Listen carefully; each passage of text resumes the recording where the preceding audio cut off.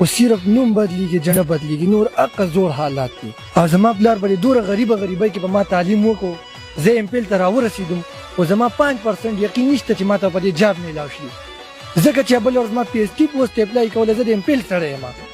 او 1800 پوسټونو او 4.5 لک کسانو ته اپلای کړی ده نو دا چې ډومبې د غټانو نه پاتې شي بیا پکې ماما کاکا وشي او څه پوسټونه کم یا عوامو ته ډېري نو د هغې کې زمونږ د رارسېدو 0% چانس دی او دا مې ورور دی ماسټر یې کړی دی خو رشکه چلي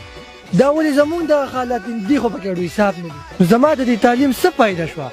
څه مقصد خو به زما د تعلیم ما ته ښې که نه په بار ملکونو کې چې سټوډنټان څنګه ډیګري واخلي نو جاب ورته تیار پروت دي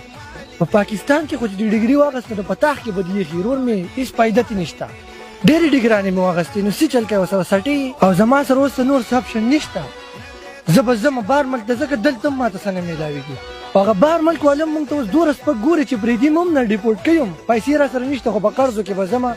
او هلته به پردي ملک ټیکس هم ورکوم دلته به پیسې هم رالیږم کور ته او دلته به خپل حکومت له هم ټیکس ورکوم نو دا ولې داسې حالت یاره زما ملک ته ولې سړی کار له نه راځي خو بس نور څه نشو ویلی یو طرف ته قرضې شي بل طرف ته غریبي شي بیا مهنګایي شي خو بس دغه اخري سر دی چې سړی په ژوند باندې ستومانه شي دغه حالات یې جوړېږي دا کم چې اوس او تاسو دا میډیا والا خو هسې راشئ زموږ نه ویډیو وکئ څوک هم د تپوس تنه نه پې څوک ایکشن والي خو الټه خلکو ته ذلیله شو هسې سپک شو او بس د خلکو د خندا شو خارې ناپرسان دی وروره بس نور هسې سر نه خوږو